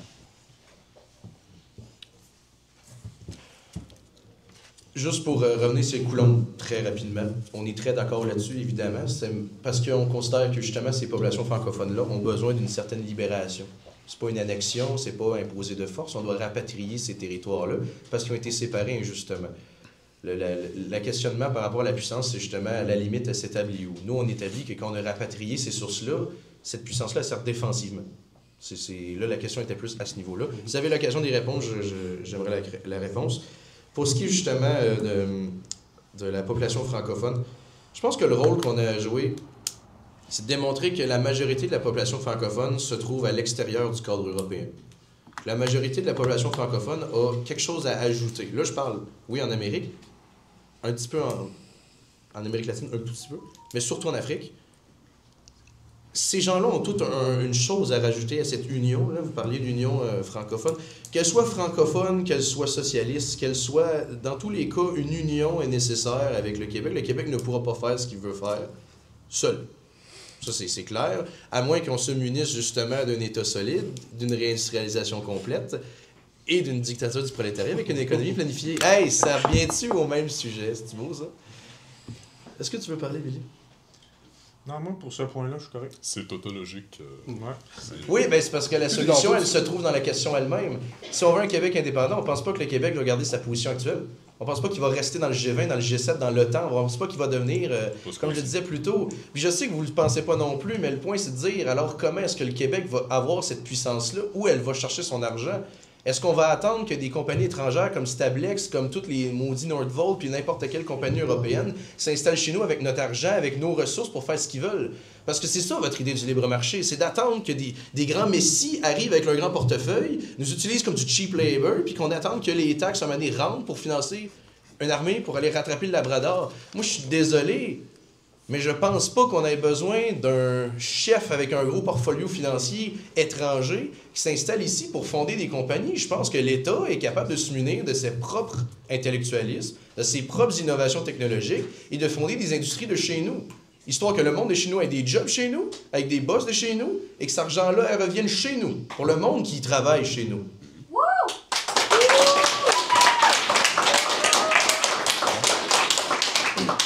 Avec l'Auto-Québec, pas de problème. C'est une bonne intervention, c'est le camarade Sébastien. Je trouve ça intéressant, mais je trouve ça aussi un peu triste d'arriver et de dire ah, ben là, les gars, vous dites qu'on va attendre que les grandes multinationales arrivent chez nous, nanana, alors qu'on est capable de créer nos propres multinationales, de créer notre propre puissance économique et industrielle au Québec. Le meilleur exemple, c'est Bombardier. C'est un petit gars de Valcourt qui a réussi à partir son entreprise puis à la faire fructifier. Puis aussi, on est capable au Québec, justement, on en parle depuis tantôt, on en parle de dire que les Québécois, c'est des patenteux qui sont capables de créer des grandes valeurs. Or que la seule chose, c'est que malheureusement, je pense qu'on va être conjointement d'accord là-dessus. Le sentiment colonial des Québécois a fait en sorte que nous avons tous vendu nos savoir-faire à l'étranger. Notre sentiment de coloniser, encore aujourd'hui, fait en sorte que, quand par exemple, c'est con, mais Canuck, c'est un grand drame, puis on a vendu ça, puis ainsi de suite. Il y a énormément d'entreprises comme ça qui s'en vont.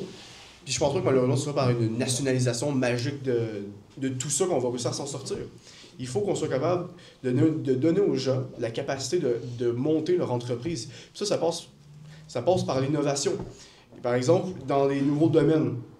Fait que, je sais, continue. Oui, peut-être seulement sur votre intervention. Bon, il y a eu une espèce de schéma qui a été construit pour pouvoir mieux le détruire par la suite. Ce schéma-là nous a été attribué, comme quoi on voulait que des compagnies étrangères comme Stablex viennent ici pour nous exploiter et bon, mettre la sueur sur les tempes et la tristesse sur les visages. C'est pas tout à fait exact. Puis, en ce qui me concerne, on est capable de créer notre propre puissance économique, puis de donner des emplois ici à nos travailleurs d'ici, puis on est capable d'aimer la tarte aux pommes sans la dictature du prolétariat puis sans le communisme.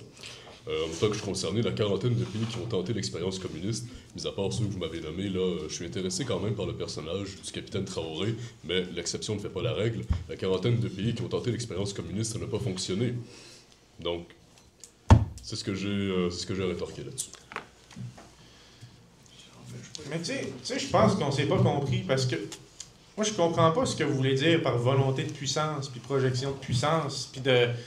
Vous dites, on n'a pas de thèse économique, on a des gens qui sont tant de droite économique, qui sont libre-marché.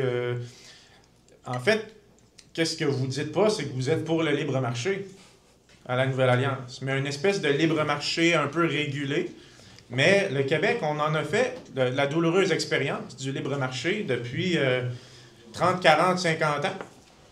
Puis qu'est-ce que ça fait, le libre-marché? Au début, tu as des petites compagnies. Mais ces petites compagnies-là, ils fusionnent dans des multinationales. Puis après, ces multinationales-là, ils se délocalisent.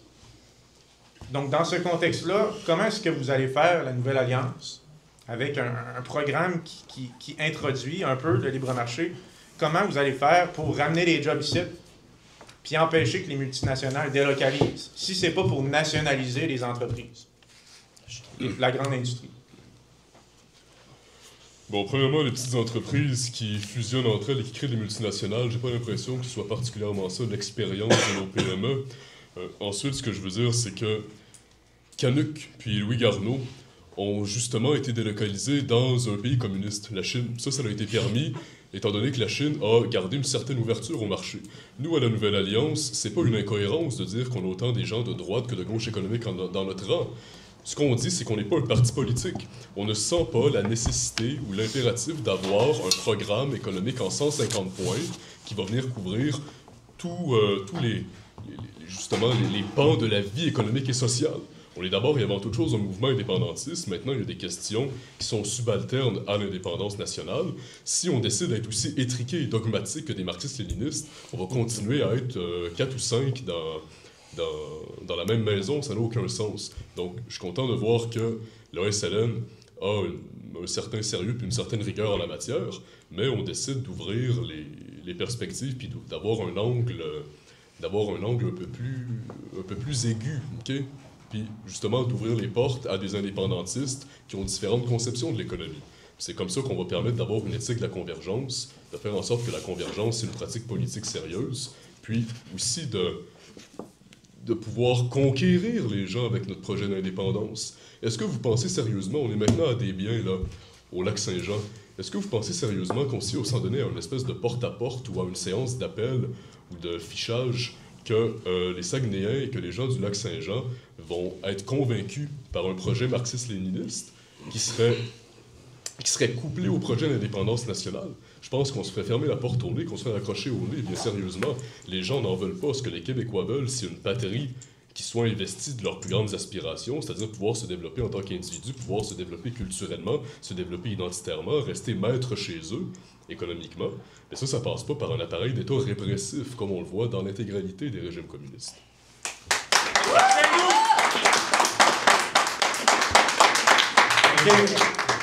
OK, François. Donc, répressif, ça dépend envers qui. Donc, répressif envers les multinationales, oui. Répressif envers la classe ouvrière et les PME, non. Donc, c'est ça l'esprit du socialisme. Puis, au Saguenay, en fait, le socialisme, là, c'est la dictature de la majorité sur la minorité. Puis le capitalisme, c'est la dictature de la minorité, impérialiste, apatride, sur la minorité. Puis, vous avez dit, tu m'as dit, les gens du Saguenay, ils ne seront pas convaincus par un programme marxiste-léniniste. Moi, je te dis le contraire. Je pense que les gens du Saguenay sont des marxistes-léninistes dans leur psyché, mais qu'ils ne le savent pas encore. Parce que je le crois profondément. Je le crois profondément parce que le marxisme-léninisme, c'est la souverainisation d'un peuple. C'est de croire en son peuple, dans l'histoire de ton peuple, puis de vouloir l'indépendance. Puis au Saguenay-Lac-Saint-Jean, on a été 71% à voter pour le oui. C'est pas ça le marxisme-léninisme. Oui. Ce n'est pas ça le marxisme-léninisme. Ben, je vais te le dire. Parce que là, dans notre région, au Saguenay, c'est qui fait sa loi? C'est Rio Tinto Alcan, une entreprise centrée aux États-Unis, puis produit... Non, j'ai fait mes recherches. Ça a changé. Puis on a une autre compagnie qui est américaine, qui est située, le siège social est à Fort Mill. C'est Produits forestiers résolus, Domtar Group Paper Excellence. C'est une espèce d'agglomérat étranger. Les gens du Saguenay, c'est notre mode de vie, carrément. Autant agricole, les agriculteurs.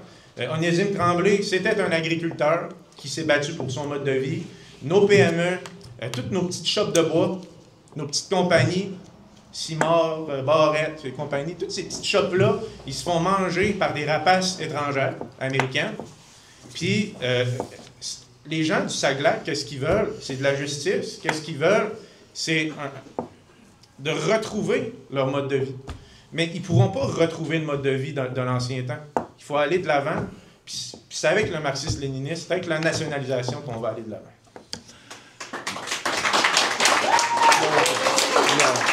Je vous indique que notre temps est dépassé. Une dernière. Une dernière, parce que de toute façon, on aborde une thématique qui va vous permettre de prolonger ce merveilleux débat entre les différentes idéologies, où on doit aborder la transcendance et le matérialisme dialectique. Donc, vous avez vous allez avoir toute la place pour nous influencer sur l'une ou l'autre de ces idéologies-là.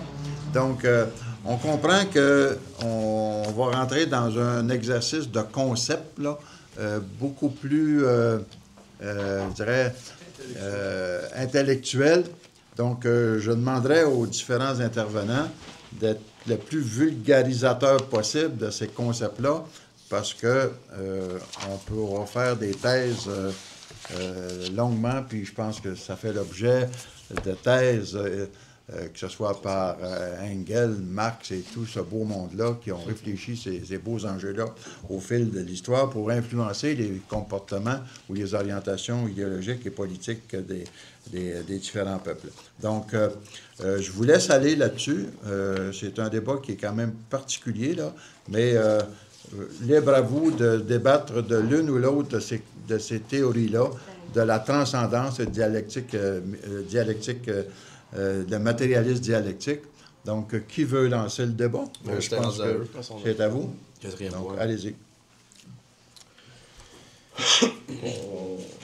On peut gâcher le... J'en revenais tantôt, ça, je voulais dire. Mais je ne gâcherai pas le punch, mais c'est sûr que nous, on défend plus la transcendance. Mais je vais commencer avec une citation de Marx. Marx disait que ce n'est pas la conscience qui guide l'homme, mais c'est sa condition sociale qui guide l'homme. Ce à quoi on répond que réduire l'homme à ceci, c'est un peu réducteur. Puisqu'un homme, c'est pas juste son simple individu, il fait toujours partie d'un ensemble plus grand. Il fait partie d'un peuple, d'une famille, de conception beaucoup plus grande que lui. Parce que dans une famille, il y a une linéarité. On fait quelque chose, on lègue des choses qui nous ont précédés et qui vont nous dépasser par la suite. On fait aussi partie d'un peuple, comme j'ai dit, qui est un amalgame de culture, d'histoire, de symboles. Tout ça sont des choses que l'on peut difficilement... Oui, avec des représentations matérielles, mais pas que. Un drapeau québécois, c'est pas juste un bout de tissu bleu et blanc. Ça représente une histoire, ça représente un peuple puis sa lutte. C'est aussi un fait anthropologique, mais c'est aussi une géographie. Les gens du Saglag, comme disait mon camarade, c'est pas des Gaspésiens, c'est pas des Montréalais. Il y a un fait géographique qui nous distingue les uns et les autres, qui vient changer notre métaphysique. Tout ça fait en sorte que nous voulons nous transcender pour cette terre, notre famille. Alors, réduire l'homme à une simple matérialité dans une conception où le monde n'est que contradiction en lutte, c'est un peu réducteur. Il pourrait apparaître, en terminant quelques secondes, là, il pourrait apparaître qu'on est en train d'énumérer des évidences, mais pourquoi est-ce qu'on fait ça? Parce que justement, le principe du matérialisme dialectique, c'est de dire que nous, hommes, sommes des unités économiques. Nous sommes d'abord et avant tout des êtres de culture, investis par une culture, par une socialisation, par un lignage, par quelque chose d'atavique. Vous savez ce que c'est? L'atavisme, c'est justement un instinct qui nous transcende, un appel que nous envoient les générations qui nous ont précédés, les ancêtres que nous envoient ce fait anthropologique auquel nous appartenons. Donc, le postulat matérialiste dialectique va rejeter justement cette complexité de l'expérience humaine a priori, pour dire que le sens de l'histoire, c'est la lutte des contradictions dans la nature. Ce n'est qu'un mouvement, c'est quelque chose de liquide, c'est quelque chose qui ne s'appuie pas sur une réalité empirique. Hegel le dit, la nature objective n'existe pas, elle n'est que la représentation des idées objectivées. C'est un postulat philosophique qui nous apparaît dangereux. Nous, dans une perspective un peu plus... Bon, c'est peut-être un peu simpliste et réducteur, mais dans une perspective davantage conservatrice, on se fonde sur l'empirisme organisateur. On développera.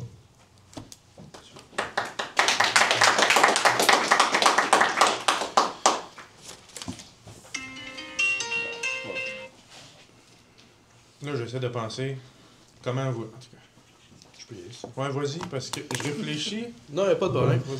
C'est drôle parce que vous avez parlé... il y a comme une mini-critique de Marx là, par rapport au contexte matériel, au matérialisme dialectique. Je trouvais ça drôle parce que tous les exemples qui ont été donnés appartiennent au monde matériel avant d'être une considération subjective.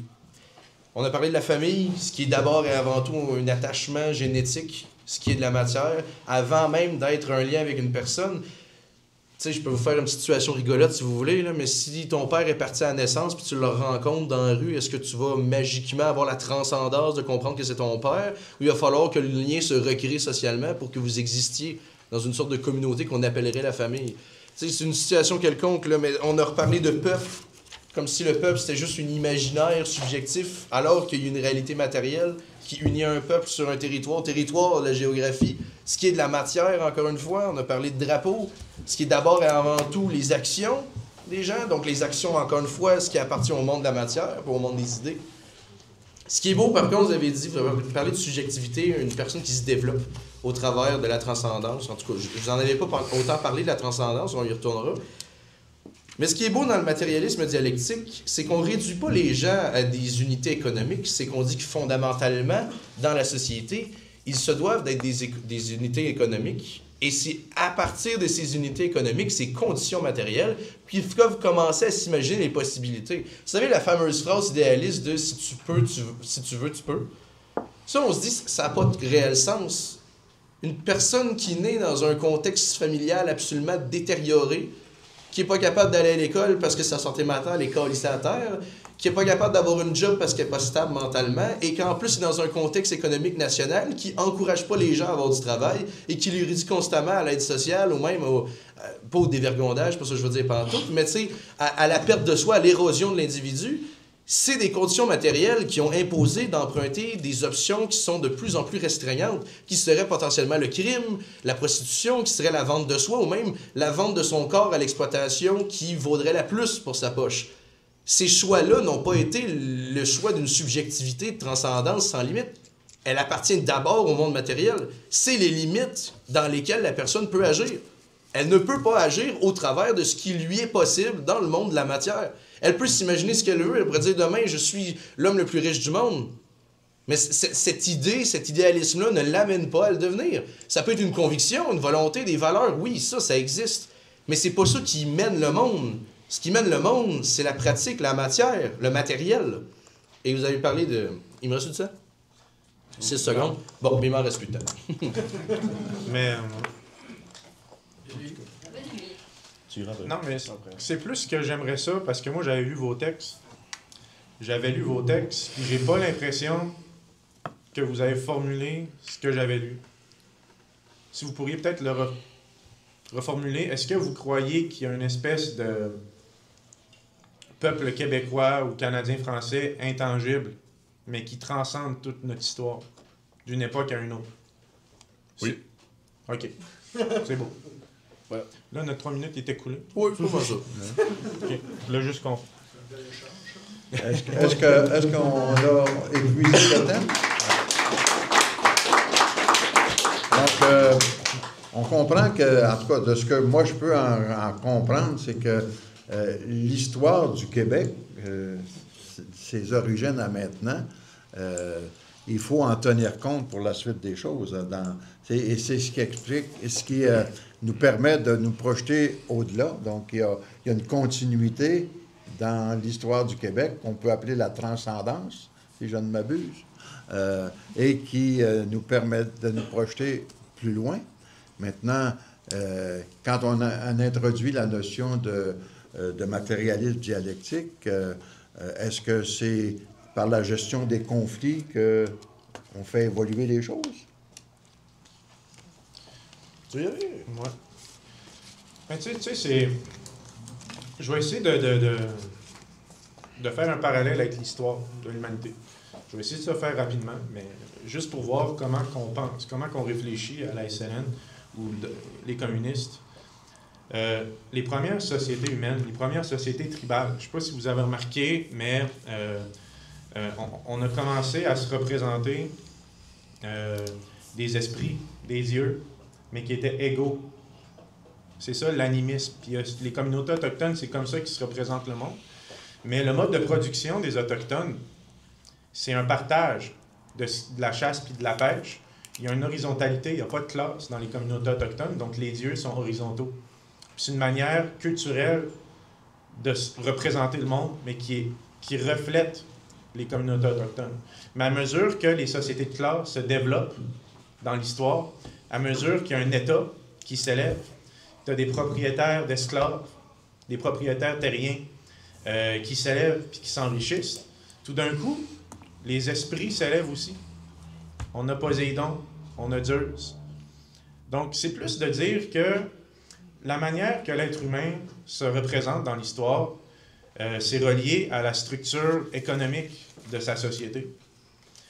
Puis aujourd'hui, au Québec, qu'est-ce qu'on voit? C'est qu'on a une élite qui est déconnectée de notre histoire, qui est déconnectée du Québec, puis qui vient, je sais pas comment dire, qui vient fragmenter notre peuple. Je sais pas si tu voulais compléter. Absolument. Ouais. Pour rediriger ça au sens moderne aujourd'hui, justement, là, vous aviez résumé un peu ce que serait la transcendance, puis là, vous avez dit comment est-ce que l'histoire se projette. Là, il avait parlé des systèmes économiques qui influencent sur notre considération spirituelle de comment notre société devrait être hiérarchisée avec nos divines croyances. Le matérialisme dialectique, quand on dit matérialisme, on a fait le tour de la question de la matière, du matériel. La dialectique, qui vient, oui, certes d'Hegel, mais qui était un dialectique tout autre. Là. On a le dialectique matérialiste, là, c'est une dialectique qui, oui, s'appuie sur les contradictions. Ce qui est la continuité dans l'histoire, c'est à chaque fois qu'une contradiction finit par se renverser, se résoudre, trouver sa solution, une nouvelle apparaît sur un élément suivant. Puis ça, en d'autres mots, on pourrait dire c'est le progrès. Tu sais, à l'époque, quand on disait il y avait la chasse et la pêche, on n'était pas encore à une époque dite moyenâgeuse, féodale, on était à une époque carrément primitive. C'est développer ensuite des systèmes où on se sédentarise, on fait l'agriculture, on développe nos méthodes de production pour assurer des conditions matérielles d'existence propices à se développer en tant que civilisation. Là, on commence à Babylone, on peut aller bien loin. Puis il va arriver justement le féodalisme. On va commencer là pour ne pas aller dans le fin fond de l'Antiquité grecque. Le féodalisme a structuré sa hiérarchie et son système social pour avoir les forces productives et les forces exploitantes. Puis c'est comme ça que la société fonctionnait. C'était un progrès par rapport au primitivisme, parce que cette fois-ci, on était capable de se nourrir. Puis on ne subissait pas le fait de tous les jours de la nature d'aller se nourrir manuellement, puis trouver sa bouffe partout. Là, on poussait la terre, on élevait.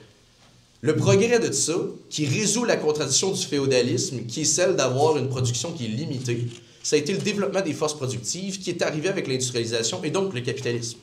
C'est un progrès. Le capitalisme est un progrès. Aujourd'hui, on est rendu à l'étape qui est suivante. Le capitalisme a une contradiction interne.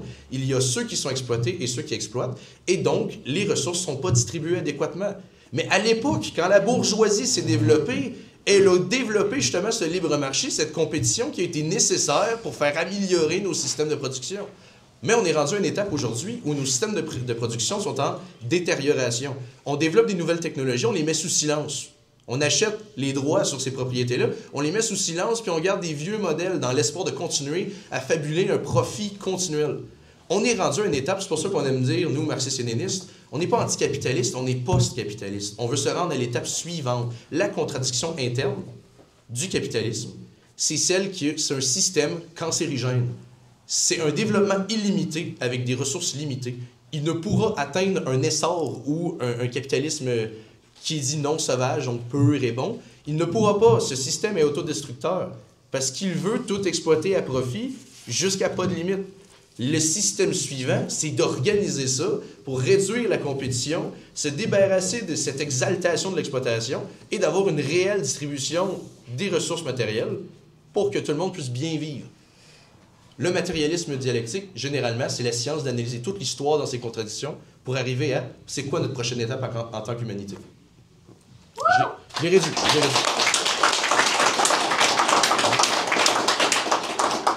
On peut y aller pour encore 2 minutes sur le thème, puis il nous restera le dernier thème à aborder. Merci, messieurs. J'ouvre une parenthèse parce que je crains qu'on s'enligne dans un débat qui soit incomplet. En parallèle avec le thème qu'on a abordé précédemment, c'est dire que si on est critique du capitalisme, on est forcément marxiste-léniniste.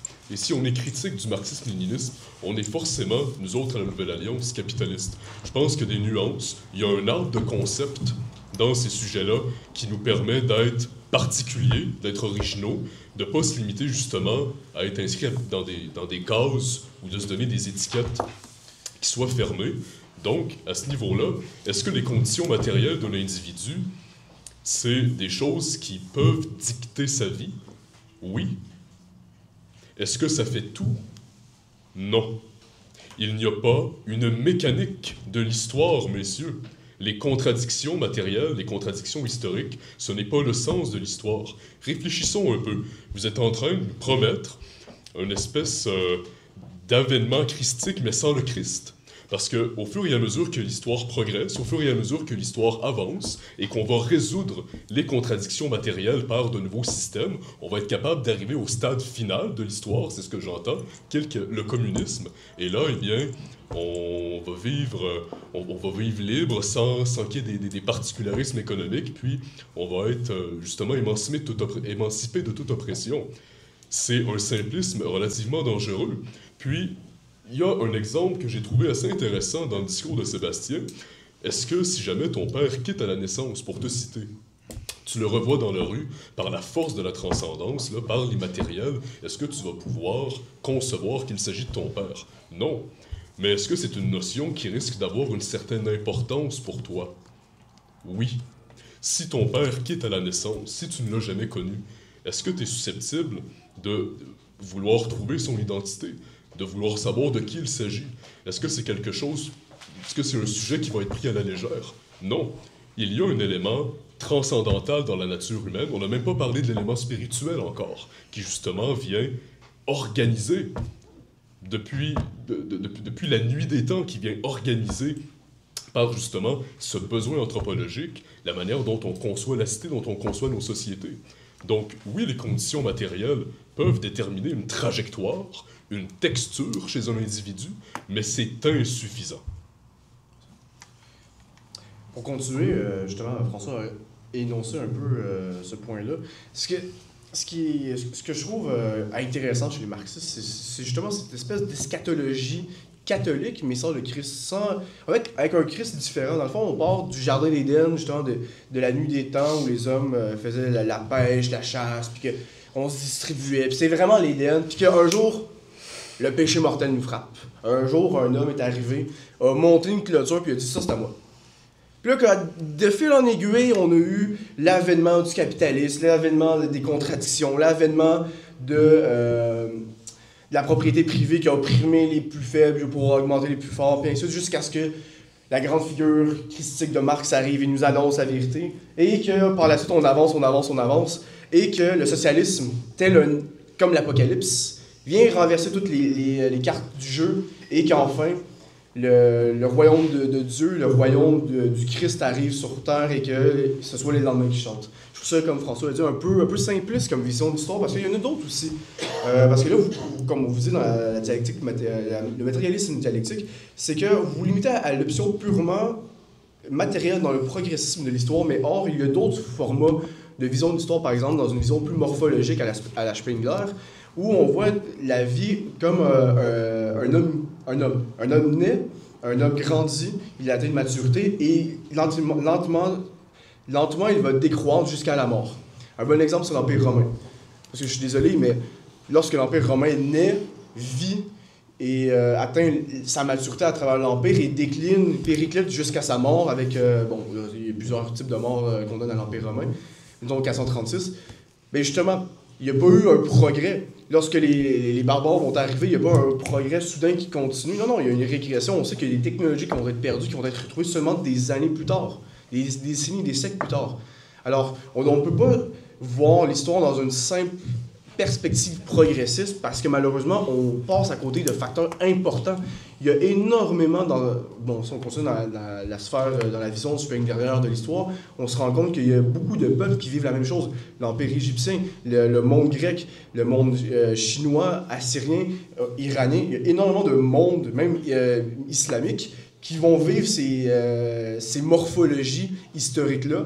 Et malheureusement, je trouve que vous, les marxistes, vous passez à côté de ça parce que justement, c'est du réel transcendance. Parce que, oui, l'Empire romain existe encore, parce qu'il y a encore, à l'époque, il y a les ruines, il y a une matérialité romaine qui existe, mais l'Empire romain n'existe plus, même si ceux qui veulent se revendiquer de l'Empire romain essaient de le faire. Parce que justement, on a perdu notre transcendance. Comme vous dites, lorsque le Saint-Empire romain germanique arrive et dit « Nous sommes la continuité de l'Empire romain », ce n'est pas la continuité de l'Empire romain. Parce que, malheureusement, la transcendance s'est perdue. L'héritage, qu'on le veuille ou non, c'est perdu, c'est cassé. Parce que cette transcendance s'est perdue et on ne peut pas, en arrivant dans une matérialité avec des symboles matériels, qu'on peut faire revivre un empire. Fait que voilà.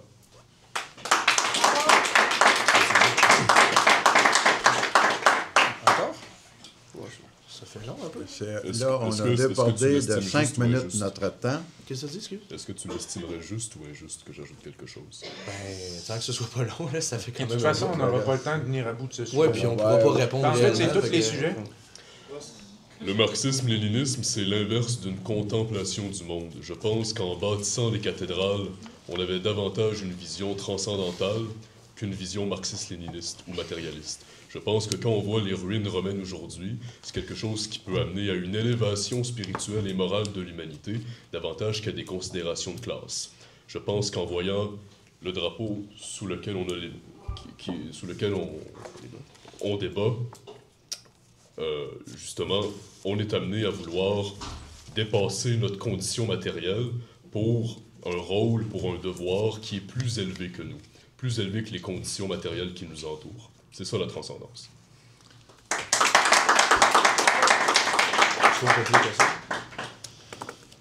Dernière... C'est parce qu'on est dans deux champs C'est en fait, complètement différents. Effectivement. Bon. en toute objectivité, on est carrément dans deux philosophies qui sont assez distinctes, mais pourtant, il y a beaucoup de ressemblances. Il y a beaucoup d'éléments que tu as clarifiés au début, donc je suis absolument d'accord parce que j'ai jamais élevé aucune contradiction par rapport à ça. De se dire que les contradictions, c'est un peu la fin de l'histoire ou qu'on serait dans un cadre où les conditions matérielles, c'est la seule chose qui distingue l'humain, l'individu. On n'a jamais dit que la subjectivité était une aberration ou que ça n'existait pas. L'objectivité, la subjectivité a sa place. Les conditions matérielles sont simplement les bases fondamentales sur lesquelles une personne apparaît dans ce monde. Elle peut s'arranger pour sortir de ce cadre-là, mais il y a des limites gigantesques à franchir qui sont peut-être même pas permis par le mode de production actuel. J'irai pas plus loin parce que là, comme vous voyez, on est dans deux cadres idéologiques quasi philosophiques, complètement philosophiques, très différents. Puis oui, vas-y. Mais tu sais, c'est juste de dire que le catholicisme au Québec, au Canada français plutôt, ça a été l'expression d'une espèce de compromis entre seigneurs, paysans, canadiens, français. Puis c'était leur manière de comme un miroir pour se comprendre puis comprendre leur histoire. C'était via la religion catholique. Puis avec la modernisation, l'avènement de l'industrie, la bourgeoisie, des premiers entrepreneurs québécois, avec la concurrence, le libre marché, le libéralisme, la laïcité, ce drapeau-là, c'est devenu la manière que les Québécois se perçoivent.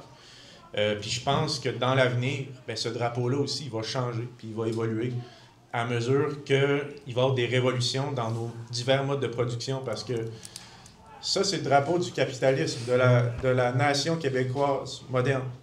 Mais ce drapeau-là, avant, n'existait pas.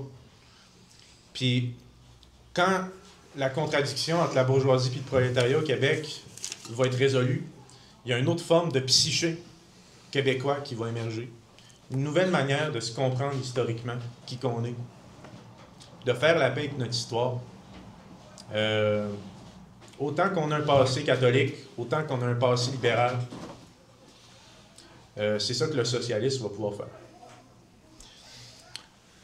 Donc, sur ce, maintenant qu'on a bien campé les positions idéologiques de part et d'autre, on pourrait peut-être parler d'actualité. Et comment l'actualité... et politique étrangère. Pardon? Et politique étrangère. Et politique étrangère. L'actualité des politiques étrangères continue d'évoluer, puis comment on réagit là, à partir de nos idéologies en regard de l'actualité politique qui est la nôtre maintenant, là.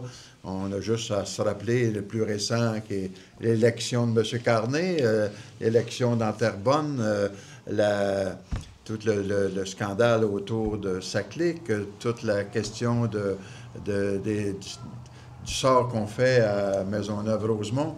C'est des éléments d'actualité qui, probablement, ont des assises à partir des choix politiques qui sont les nôtres et la société dans laquelle on est. Et en matière de politique étrangère, comment le Québec, maintenant, en 2025, se positionne dans ce contexte-là. Donc, un dernier 15-18 minutes sur ces enjeux-là, à la fois d'actualité et de politique étrangère. Là. On y va? Mais là, est-ce que tu veux qu'on parle du résultat de l'élection? Notre Écoutez, l'actualité, c'est un concept ouvert. Donc, allez-y avec ce qui vous inspire. Bon, avec l'élection, moi, je pense que, premièrement, la mort du NPD, c'est la mort du gauchisme. Ça avait déjà commencé aux États-Unis avec le Trumpisme, le mouvement MAGA, qui a sacrifié sur l'autel les démocrates, puis tout le mouvement woke de gauche. Puis cette gauche-là, c'est une gauche qui est apatride, puis qui a oublié la classe ouvrière, qui pense juste à l'individu, à des guerres culturelles, à des guerres de pronoms. Puis cette gauche-là, c'est fini. C'est terminé, puis on l'a vu avec les élections au Canada. Puis moi, je pense que c'est bon pour des groupes comme l'Action socialiste de libération nationale, la mort de cette gauche-là. Il faut qu'elle s'accélère. Québec solidaire aussi. Je pense que leur descente aux enfers, ils vont la vivre aussi. Pour que puisse renaître de ses cendres une vraie gauche ouvrière, nationaliste, laïque, francophone. La gauche a besoin de mourir puis de renaître de ses cendres. Donc, premièrement, il y a ça. Deuxièmement, pourquoi autant de vote libéral au Québec puis dans le Canada? Puis pourquoi est-ce que le Bloc a perdu des sièges? Moi, je pense que c'est une question à la fois nationale, de classe puis de génération. La question nationale, ben, c'est que le Bloc, il a dit on va collaborer avec Carney pour négocier les tarifs avec Trump.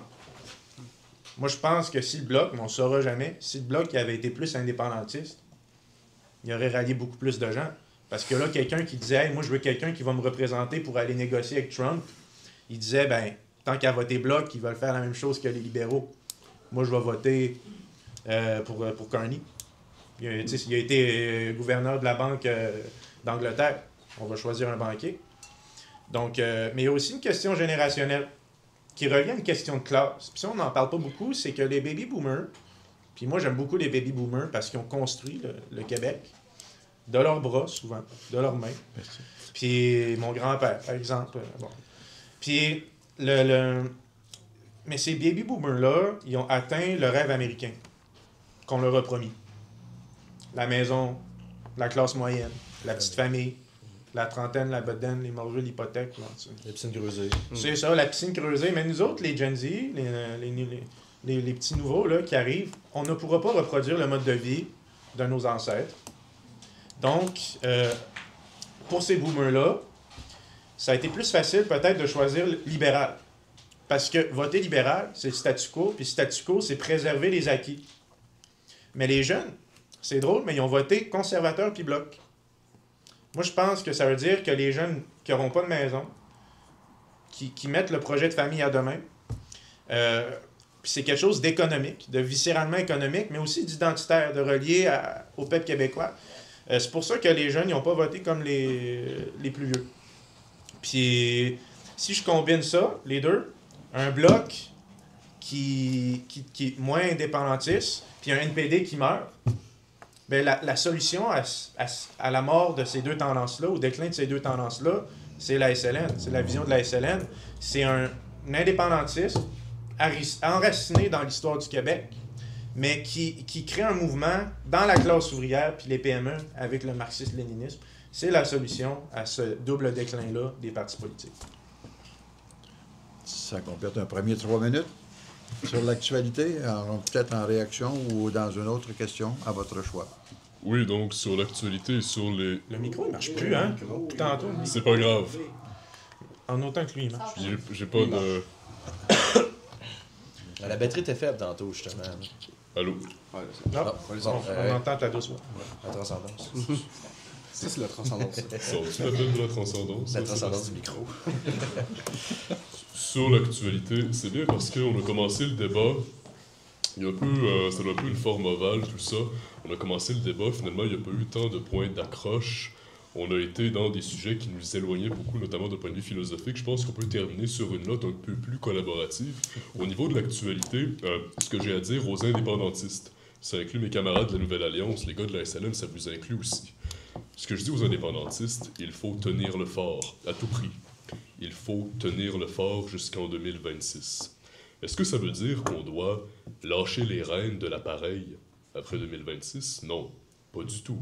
Au contraire. Mais l'an prochain, l'élection provinciale, ça me fait mal de dire ça, l'élection nationale, disons.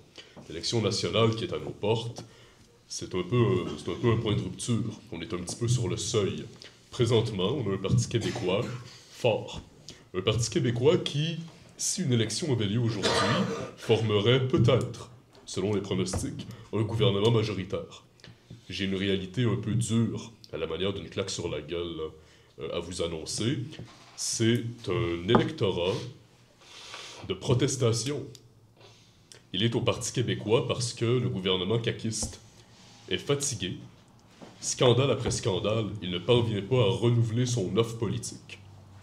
À partir du moment où nous allons avoir un Parti libéral du Québec régénéré, avec un nouveau chef qui va être capable de peut-être s'arroger l'alternative électorale. Quand je dis s'arroger, c'est la volée au Parti québécois. Préparez-vous. Parce que le grand lendemain là, qu'on nous annonce dans à peu près un an, je ne sais pas si c'est exactement ce qui nous attend. Peut-être qu'on va avoir un nouveau 2002. On s'appelle de... Bon, la plupart d'entre nous étions un peu trop jeunes, mais on se rappelle quand même de l'épisode Jean Charest, quand il a succédé à Bernard Landry. Et en ce qui me concerne, ça a été la véritable grande noirceur. Donc, tenons le fort, dis-je. Tenons le fort.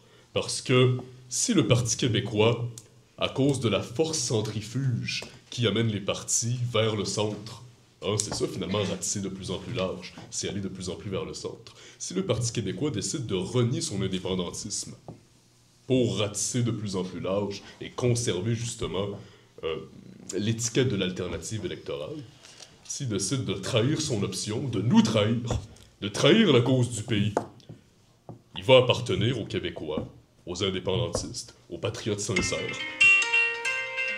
Il va appartenir aux Québécois de trouver des véhicules qui portent, avec décomplexion, avec franchise, avec vigueur, avec discipline, l'indépendance puis la cause du pays. Bon, on vend notre salade. Sébastien et Billy ont dit que c'était la SLN. Je veux dire que c'est la Nouvelle Alliance, mais si jamais on pouvait finir sur la note d'un chapiteau ou sur une note unitaire, c'est un véhicule qui soit résolument, puis avec une radicalité certaine indépendantiste. On le concède pas. C'est la cause de notre vie, parce que notre vie en dépend. Tenons le fort jusqu'en 2026. Si le Parti québécois trahit son option, nous serons là. S'il ne la trahit pas, même si nous ne sommes pas des adeptes du référendisme, nous serons là, épaule contre épaule, avec nos camarades des partis politiques. Si jamais un Parti libéral du Québec est élu, qu'il soit minoritaire ou majoritaire, on va être là pour rappeler au pouvoir de quelle bois on se chauffe. C'est ça.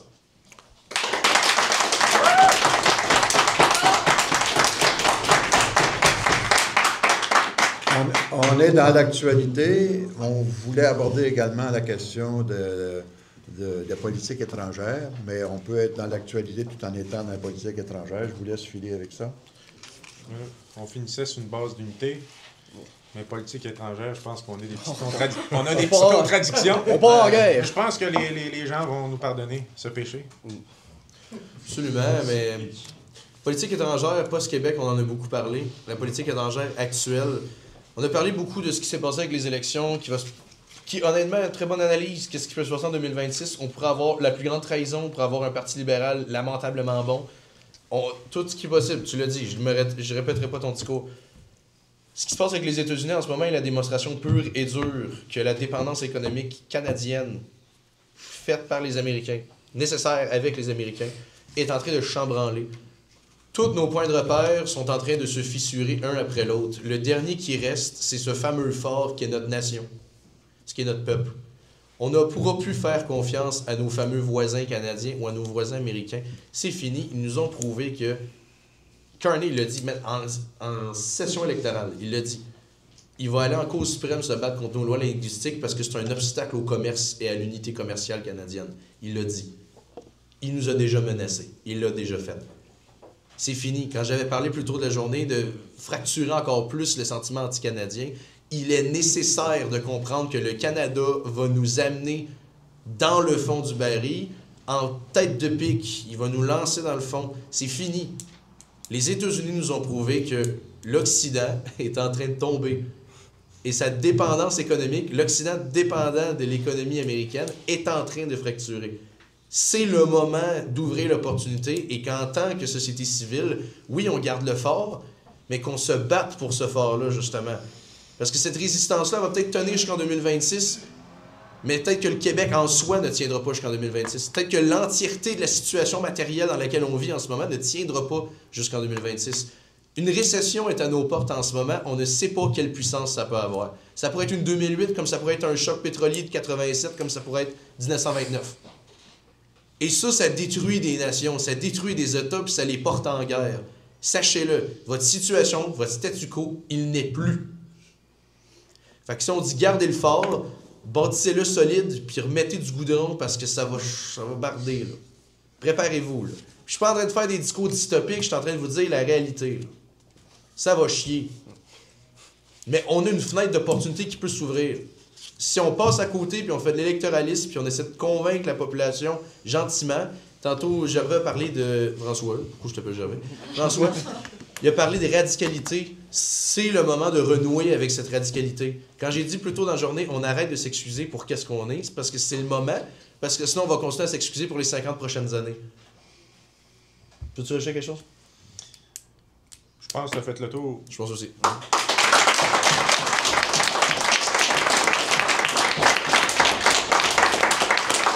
Donc, je pense que ça fait bien le tour. Merci aux débatteurs de la qualité et de l'intelligence de leurs propos. Je pense que c'est très encourageant pour ce qui nous attend, si on peut se projeter dans les prochaines semaines, les prochains mois, les prochaines années. Cette génération qui se manifeste à travers vous, messieurs, ce soir.